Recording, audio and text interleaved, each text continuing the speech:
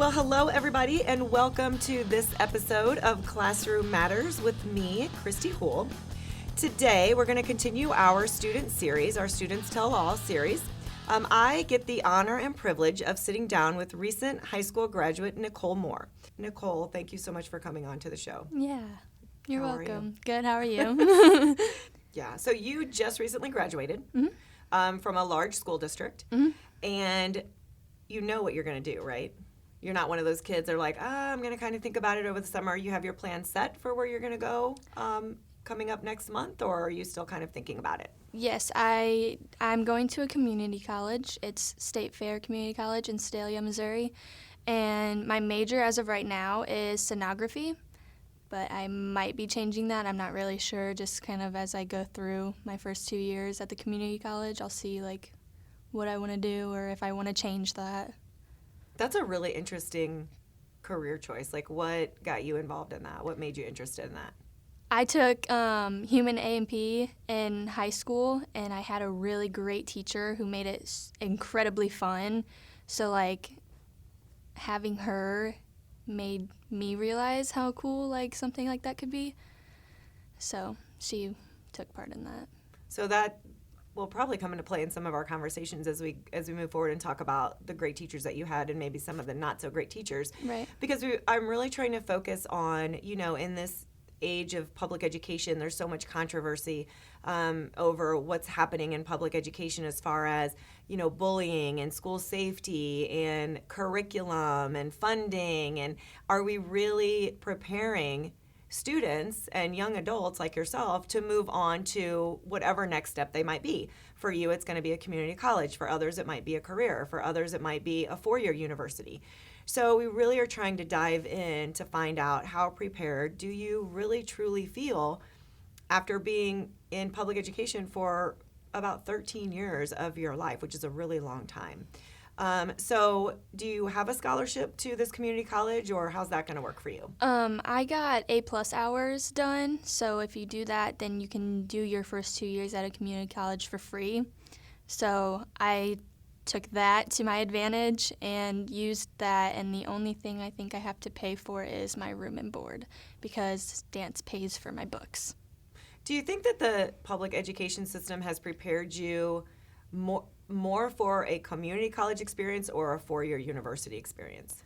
When I was deciding where I wanted to go and what I wanted to do, my counselor helped a lot with pushing me to a community college because I had my A+ and because I could get the same education for a much cheaper price.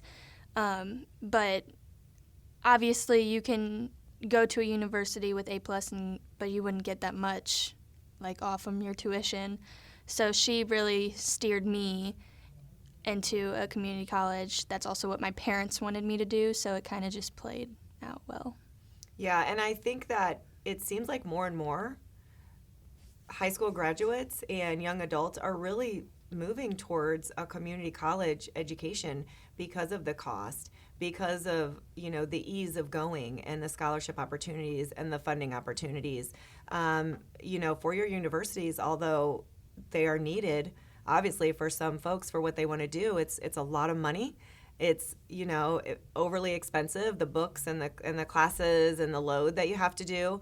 So I think that I think it's great that you decided on a community college. I mean, I went to a community college for a year or two before I went to a large university, and I think that if you decide to move into a university, do you think that will prepare you a little bit more if you've already spent a couple of years at a community college? Oh, yeah.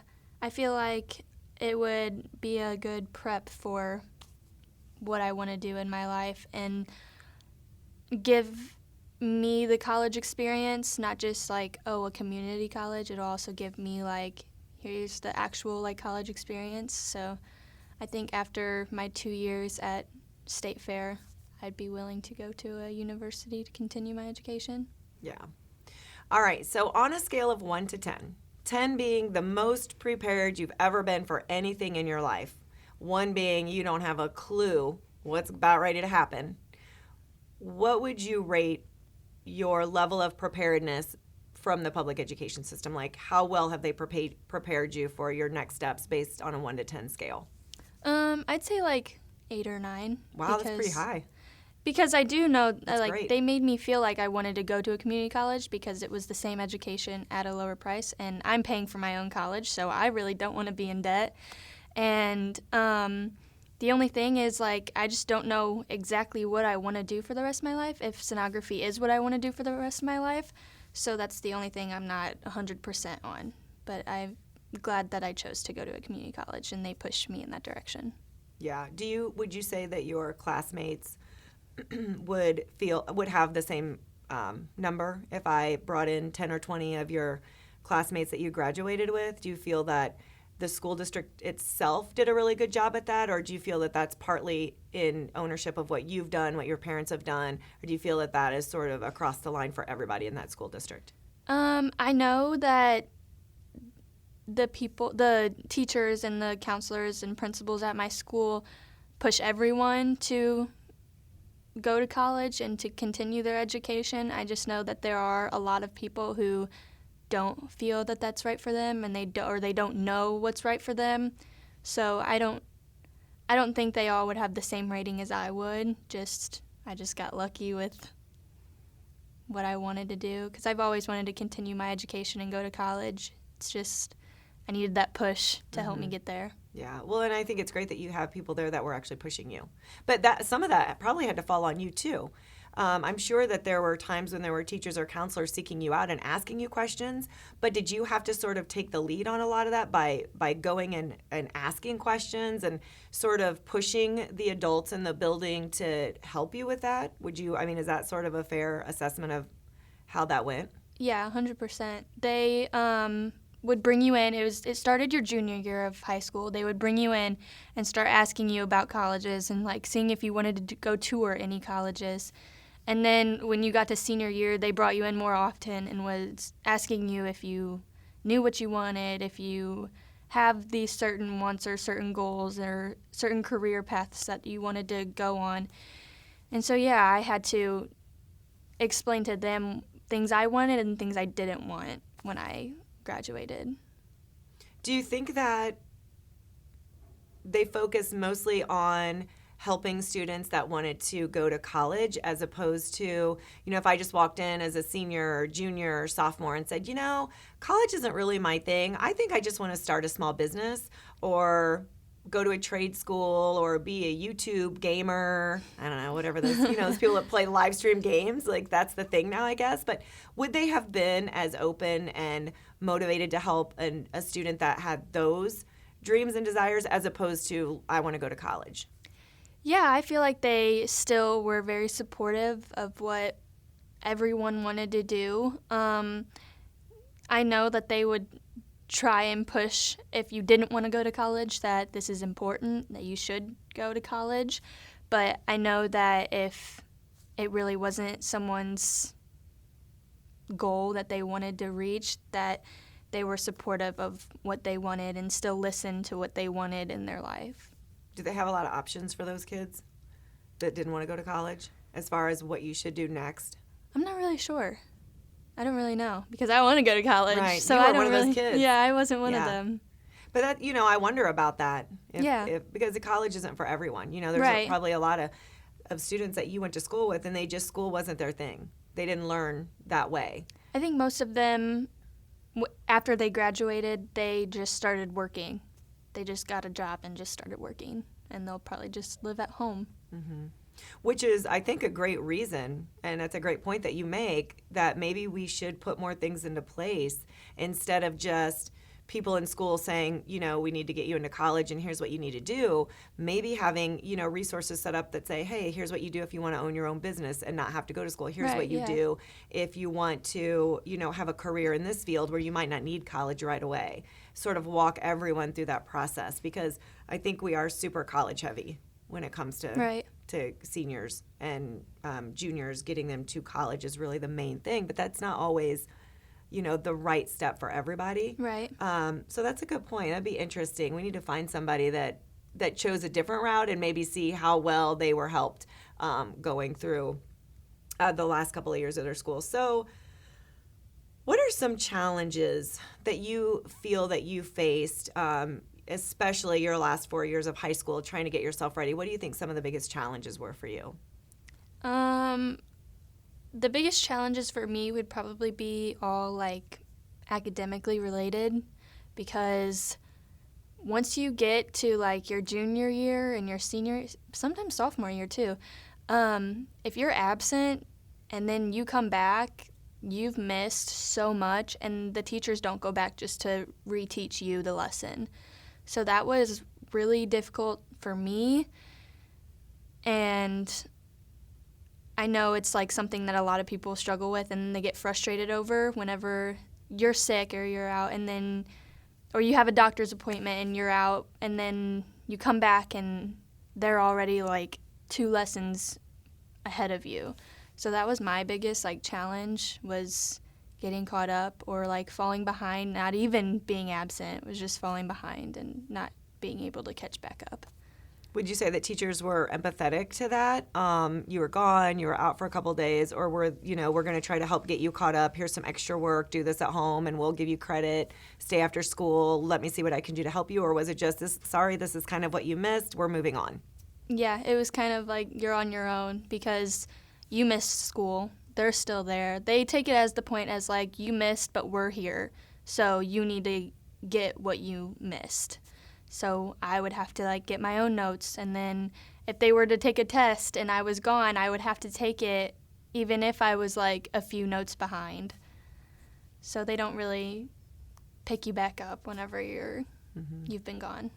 And maybe, I know that I've talked to some high school teachers, and when that's come up, they always say, well, that's what's going to happen to them in college. Right. If they go, the professor's not going to be baby stepping them through, their courses. And so, maybe that's a good way to get you prepared. But I'm sure in the moment, it sometimes feels like it's kind of setting you up for failure. Yeah. I mean, I know they have a good mindset for it, but it does get really frustrating whenever you are far behind than other people.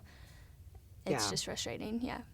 So talking about some challenges and some things that we have to deal with in the school system if we're a part of that institution is school safety. So that has, there's been a lot of tragic incidents over the last 5 to 10 years in schools all around the nation.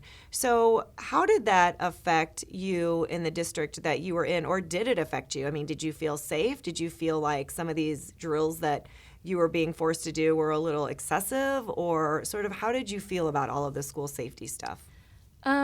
Me personally, I felt safe.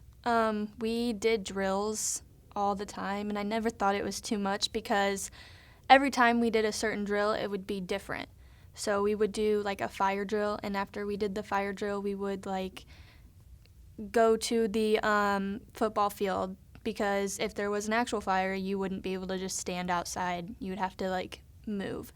Or if there was an intruder, then we would take precaution, and then afterwards we would evacuate. Or sometimes we wouldn't evacuate. It was just kind of like a thing that you did or you didn't do, and it was just so that you knew exactly what was going to happen whenever the principal came over the intercom. And they did drills about, I'd say, twice a month. So it was I thought it was very helpful for me, at least. Did it sort of just become like the norm? Yeah. I mean, I'd never felt like, oh, this is just a routine, So like if it was actually happening, I wouldn't know what to do, but it did become kind of like a normal thing that you just did, like, oh, we're doing a fire drill, oh, we're doing a tornado drill. So it came a routine, but it never felt any like less of what it actually is. I still took it seriously because I know that those things happen. So yeah, and it's just kind of where we are today, and it's a sad thing that right. Kids have to be subjected to those things, but it is necessary for sure. All right, so we're going to talk about some things that I know kids love, like homework, busy work, repetitive lessons, being bored in the classroom, all the things that kids look forward to every day when they go to school, right? So do you think that all that stuff is really, truly necessary? I think so, yeah. I mean, I never mind having homework. I mean, If any of Nicole's friends are listening right now that are still in school, they're like, please "You're don't lying." please don't hold this against her, okay? I have always been terrible at math, and so getting math homework and getting more problems helped me because you're never going to know something when you just do it in class one time. Like, you have to keep going and going and going. And then with, like, repetitive lessons, I think if you learn something your sophomore year, then touch on it your junior year, and then touch on it one more time your senior year, it's beneficial because it sticks. It stays with your head. It keeps going as you get older and get wiser. I think you might literally be every teacher's like dream student. I'm that teacher's pet. I'm sure. Well, listen, you don't have to be anymore. You're not in school. I know, I really don't. Because a lot of kids don't feel like that. A lot of kids are like, this is too much homework, it's excessive, and we've got all this Sometimes it can fluff. get that way. But I think that it's great, and it just sort of shows what kind of a kid that you are and what kind of a student that you are, kind of always on the positive side to everything. And it's, and I guess sometimes when you have all that homework, you're like, well, I might as well just make the best of it and use it as a learning experience instead of, griping and complaining about it because it's just going to happen. So I think that's fantastic that I really you feel didn't that feel way. like I got that much homework Yeah. either because I had 7 classes in a day, and I would maybe come home with homework with only 3 classes. And don't you think that some of it stems from if you're able to really focus and get things done during the day, that you have less Yeah. homework to do because you completed it when you were supposed Yeah. to and you weren't, visiting or socializing or doing any of those things while other kids might be doing that. So, yeah, of course, they're going to have a little bit more homework. But for the students that are actually, getting the work done, it's not as bad for them. Right. So kudos to you. Good job. And I know that your parents are very proud of you for that as well.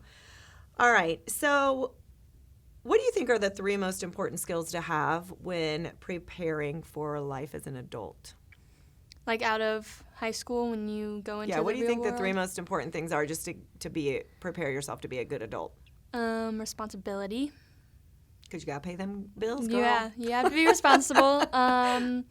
You have to be communicative. Like, you have to communicate with people. That's a really important thing because if you don't have communication skills, then that's not going to get you anywhere. I don't know. I didn't really That's think a about hard this one, one. isn't it? Yeah. How are you with organization? You think that's an important one? Oh, I've always been organized. Oh, I know, girl. Like I said, every teacher and parent's dream. I have it's everything put together in folders and a spot to my room. Not always, but yeah, because that's a good one. you really do have to utilize all that stuff, right? Like because when you are gone, mom's not going to be there to be like, get up, it's time to go. There's not going to be someone there sort of reminding you when you have to be at class. So it's really great that you've sort of already have those skills. And now really for you, specifically just for you, you just are perfecting them and you're just going to transfer the skills that you used in your life now and in high school and you'll transfer them to a different setting, which will be college. But the skills are still there. So Have you always been like that? Or do you think that's something that you've just sort of learned? Your mom's like that too, though. Yeah. I mean, I feel like I've always been mature for my age. I remember my mom telling me, like, when I was 13 years old, why are you so mature? Like, why are you so mature? And I don't really know. I like everything to be in a specific way, and I like to be responsible. I like to know that I'm reliable and my parents can count on me and my friends can count on me because it just feels good. Can you come over to my house and talk to my teenager? I'm begging you. You should write a book about that. That'd be great. Write a book about being a responsible teenager. That'd be great. You got a lot of good stuff. So, all right, now we're going to talk about something difficult. And we're not going to, we don't ever mention any specific people or anything. We're going to keep it sort of vague for obvious reasons. But we're going to talk about effective teachers versus ineffective teachers. And I think even if you're a great student and you do well, there's always teachers that are better than others. That's just life. It's like that in any company or organization or anywhere that you go. There's going to be some people that are more effective at what they're doing. So I want you to sort of think about, from middle school, even possibly elementary school to now, who are maybe one or two of the teachers that you felt just really knocked it out of the park, made an impact, really made you learn and want to learn? And then maybe a teacher or two that you really didn't feel like you got much out of their class and they were Right. truly sort of maybe an ineffective teacher. And then just tell me a little bit about why those people were either really effective or why they were maybe not so effective. Right. I don't know if I can remember back to middle school, but I've had some really great teachers in high school, and I've had some really not great teachers in high school. Like I said, my human AP teacher, she was amazing. She was just so energetic and always there and always wanted to participate with you, that it just made you feel like you were there and that you wanted to be there because she made it that way. And for being a difficult class, she made it fun and she made me enjoy it. So I really appreciate her for that. I had another great teacher my freshman year of high school. He was my English teacher, and he was the same way. He was very energetic, very loud, very obnoxious, but it was in a good way. And he just made it fun. He made me want to learn about it, and it was just that's a cool experience. I had another teacher my freshman year. He was very monotoned, and he did not know my name. He did not memorize anyone's name. And he was just so monotone and so boring that I just sat in that class and just wanted to, get out. I really just wanted to leave because we never did activities. It was like notes, tests, worksheets all the time. So nothing was ever fun. It was very boring, and I did not enjoy any part of it. Mm-hmm. He had some strict rules that were very, ridiculous. You couldn't drink water in the class. And I have a friend who's diabetic who needs water, and he made her sit in the hallway and drink her water because her blood sugar was high. And he has a no cell phone rule, which was fine. Some teachers have that. But he had mirrors put up in the back of his room so that he could see if you were, looking down. It was very odd. There was just always something very odd about him. Do you think? Okay, I've never heard of anything like that. That is truly ridiculous. Do you think some of that comes from just a control issue? Probably. Mm-hmm. He is power hungry. Rules, yeah. Mm-hmm. Yeah, he likes to have the authority. Yeah. And I want to go back to something else that you said, because I think that this is vital, and I don't know if teachers really truly understand the depth of them knowing their students' names. And so that might seem like a small thing to some people, well, he was in the class. I'm sure if they looked, they knew the kids' names. And as long as they're teaching, why is that such a big deal? But since you mentioned that, that's really important, I think, to kids of all ages. And I'll never forget, probably about 10 years ago, my dad called and said that my younger sister was having the worst year of her entire school experience. And when I found out the reason why, that was the reason, because the teacher didn't feel that the teacher knew her name, never addressed her by her name. And I was like, are you serious? Just because of that? But when you mention that, it's truly, it makes you feel like you're important to them, right? I mean, because they know not only your name, but a little bit about you. Yes. When they address me by my name, I feel wanted. They want to talk to me. They want to know about me. They want me to succeed in what I'm doing. When they just call me, hey, you, I'm like, excuse me, I have a name. Yeah. And I think that students spend so much time with these people. I mean, they spend a good portion of their day with this person. Whether it's you just have them for 1 hour for a class or you have them all day in elementary school. Right. And that you do truly need to feel like you're wanted and known in that environment so that you feel like you're truly a part of it.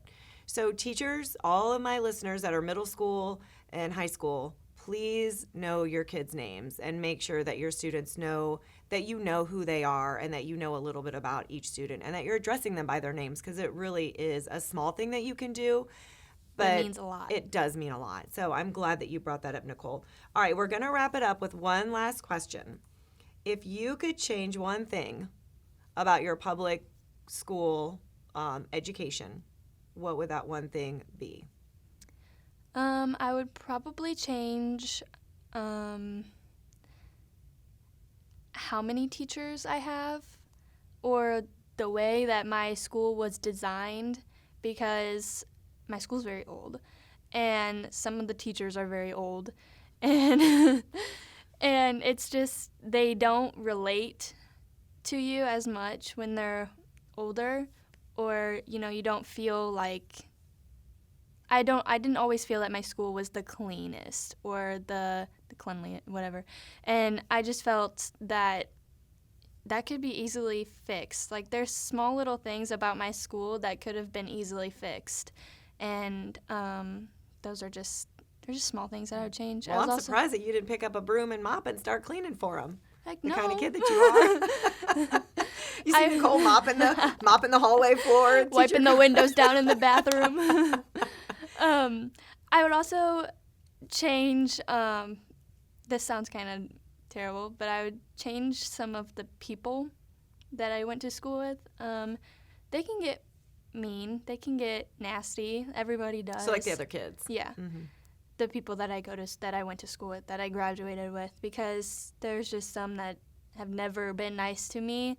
And since I moved schools to the school I graduated from, I felt like I never was fully accepted by all of the students at that school. I just always felt like the new girl, and even when I was there for like years on top of years, I was there for 5.5 years. So that was just like, I just wish I had more friends at that school, as I still do at my old school. Mm-hmm. Well, Nicole, you are an absolute delight, and I just adore you. And I'm so glad that you took the time out to come to the studio and have this conversation with me. I think it's really important for our listeners to hear from the people that they're trying to serve. So I appreciate you being as candid as you were, and I know that whatever you do, that you are going to be highly successful in it, and you need to come back in 3 to 4 years and kind of give us an update on what you're doing. College. Yeah, and where you are, and if what journey that it's been in college. So thank you for coming. Yeah, of course. And this is Kristy Houle signing off on this episode of Classroom Matters. Don't forget to check us out on the educate.today website.